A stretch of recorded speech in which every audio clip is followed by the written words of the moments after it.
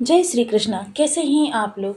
Friends, आज हम चर्चा करने जा रहे हैं ग्रहों में एक ऐसे परिवर्तन की जो हमारे जीवन को पूर्णतया प्रभावित करने जा रहा है।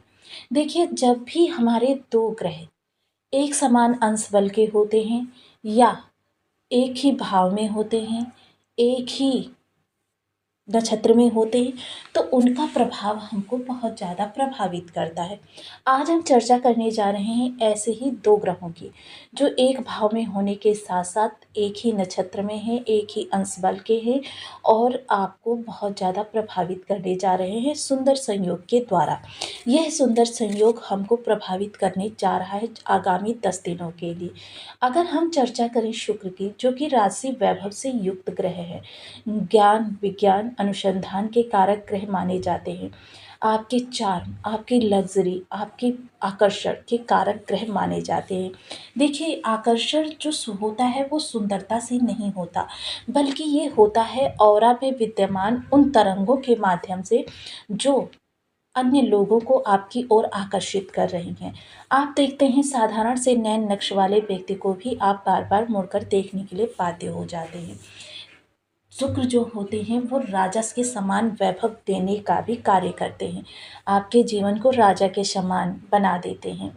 कि मतलब आप चाहे जितना आगे धन व्यय करते रहें, पीछे से धन की निरंतरता बनी रहती है। इसको हम इस प्रकार भी समझ सकते हैं, जिस तरीके से अगर पानी किसी एक स्थान पर एकत्र हो जाए तो उसमें काई लगना प्रारंभ हो जाती है, लेकिन अगर वो पानी अनवरत प्रवाह को प्राप्त करता रहता है, उसके स्थान पर शुद्ध जल आता रहता है, तो फिर वहाँ कभी भी काई नहीं लगती है, उस जल को हम फिर से प्रयोग कर सकते हैं। तो ऐसा महत्वपूर्ण समय बहुत ही कम होता है और शुक्र ऐसे ही धन को आपको प्रदान करते हैं। चाहे जितना आप आगे ख़त्म करते जाइए, लेकिन अगर शुक्र देव ने वो दायित्व संभाल रखा है, कहीं से भी हो कैसे भी हो आपकी इनकम की व्यवस्था हो जाती है।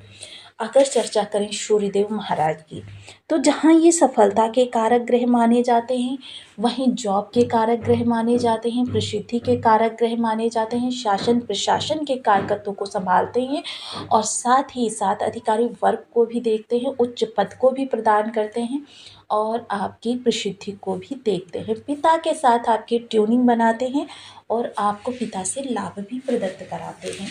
अब दोनों ही ग्रह इस समय पर समान डिग्री बल के हैं। अब यहाँ पर बुध की और मंगल के अगर डिग्री बल की चर्चा करें तो इनके पास इस समय पर बल ना के बराबर है, जिसके कारण से इस समय षष्ठ भाव से दो ग्रहों का प्रभाव आपको प्रभावित कर रहा है। अब मंगल का लाभ यहाँ पर आपको मिलता हुआ दिखाई देगा। जिस तरीके से मंगल इस समय बलहीन है, उसी तरीके से इनकी दृष्टि भी जो है बलहीन है, लेकिन इसका लाभ जो है वो इस समय सूर्य और शुक्र उठाने जा रहे हैं, क्योंकि इनकी दृष्टि के माध्यम से जो अब सूर्य और शुक्र के पास अतिरिक्त दृष्टियां होंगी, जो कि इस तरीके से रहने वाली हैं: चतुर्थ दृष्टि, सप्तम दृष्टि और अष्टम दृष्टि, जिसका लाभ इस समय पर सामान्य जनमानस के लिए, क्योंकि इनके माध्यम से अब सूर्य और शुक्र अपने बल से आपको प्रभावित करने जा रहे हैं। तो बनी रहिए हमारे साथ इस वीडियो में एंड तक, आपको बहुत कुछ जानने के लिए मिलेगा। वीडियो बहुत ज्ञानवर्धक होने वाला है।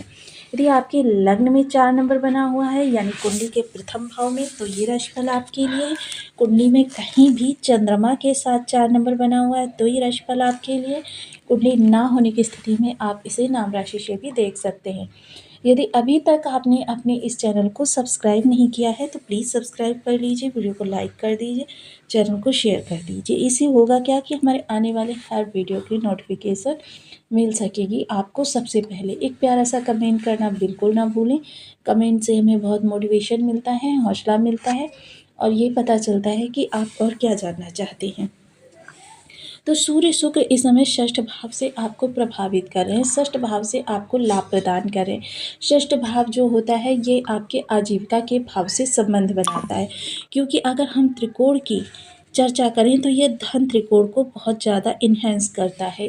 इससे जुड़ा हुआ भाव माना जाता है, क्योंकि कॉम्पिटिटर्स आपकी सफलता को अवरोधित करते हैं और कॉम्पिटिटर्स के माध्यम से, अब सपोज़ कीजिए कि आप कहीं पर इंटरव्यू के लिए गए और आपसे अधिक योग्यता का कोई पर्सन वहाँ पर है, तो उसको सिलेक्ट किया जाएगा, ना कि आपको।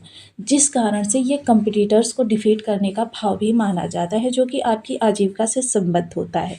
दसम स्थान जो आपकी आजीविका को दिखाता है, जहाँ पर आप कार्य करते हैं, यानी कि आपके जीवन को बहुत ज़्यादा प्रभावित करने का कार्य करता है। आपके जीवन में जितनी भी धन संपदा होती है, वो देखिए आपकी आजीविका से ही निकल कर आती है, क्योंकि आजीविका से आपकी इनकम दर्शाई जाती है और आपकी इनकम के ग्रह जो हैं वो शुक्रदेव महाराज हैं। तो इस समय आपको जो है बहुत ही ज़्यादा लाभ प्राप्त होने वाला है, क्योंकि शुक्रदेव महाराज द्वादश पर दृष्टि डाल रहे हैं, और द्वादश पर दृष्टि डालने का मतलब ये आपको अति विशिष्टकारी प्रभाव देने जा रहे हैं। अति विशिष्टकारी का तात्पर्य ये होता है कि ग्रह अपनी सामान्य ऊर्जा से बहुत ज़्यादा आपको प्रभाव प्रदान कर रहा है। कारक होता है, दिग्बली होता है, उससे भी ज़्यादा अति विशिष्टकारी होता है, जो अपनी समस्त ऊर्जा को आपके ऊपर झोंक देता है, आपको लाभ प्रदान करने के लिए, आपको धन प्रदान करने के लिए, आपको सुख प्रदान करने के लिए।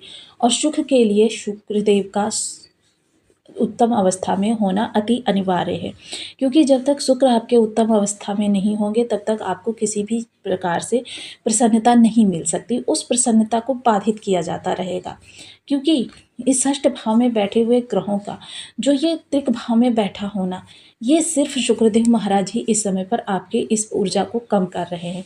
जैसे कि मैं पूर्व में ही बता चुकी हूँ कि किसी भी योग को घटाया या बढ़ाया जा सकता है, सूली का सूल बनाया जा सकता है और खजाने का राख बनाया जा सकता है, लेकिन हम अपने प्रयासों के द्वारा ही इन कार्यों को कर सकते हैं। ज्योतिष इस बात का पूर्णतः समर्थन करता है कि आप अपने दुर्योग को 0 कर सकते हैं और अपने सुयोग को और ज़्यादा 100 पर ले जा सकते हैं, लेकिन इस बात का पूर्णतः खंडन करता है कि आप अपने किसी दुर्योग को पूर्णतः समाप्त कर सकते हैं। फल तो हमें भोगना ही पड़ेगा, क्योंकि प्रारब्ध पहले रचा पीछे रचा शरीर, तुलसी चिंता क्यों करे भजले श्री रघुवीर। जब हम शुभ कर्मों से अनावृत होकर आगे बढ़ते हैं, तब हमारे सत्कर्मों में वृद्धि होती है, जिसके द्वारा जो हमारे कष्ट का समय होता है वो थोड़ा सा कम हो जाता है, कष्ट कम हो जाते हैं, ताकि हमारा जीवन जो होता है सामान्य गति से आगे बढ़ता रहता है।